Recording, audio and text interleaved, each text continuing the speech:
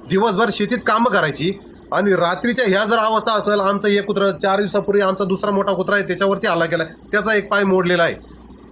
काय अवस्था आहे आज आमची, छोटी छोटी पोरं आहेत. आमची परिस्थिती फारच भयानक आहे.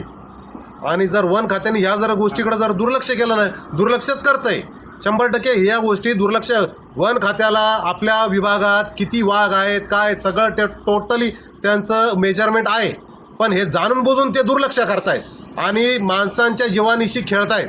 तुम्ही 10 लाख 15 लाख माणसाच्या जीवाला देता, तर आम्ही तर हे तर म्हणतो ना, ठीक आहे 10-15 लाख, आम्ही जे याच्यावरती काम करत ना ऑन फील्डवरती त्यांना दोष देत नाही आहे, कारण ते सुद्धा सरकारी कर्मचारी आहेत. पण त्यांच्या वरचे जे आहेत ना ते खुर्चीवर बसतात, त्यांना मी सांगतो 15 लाख देता, 20 लाख रुपये आम्ही देतो शेतकरी.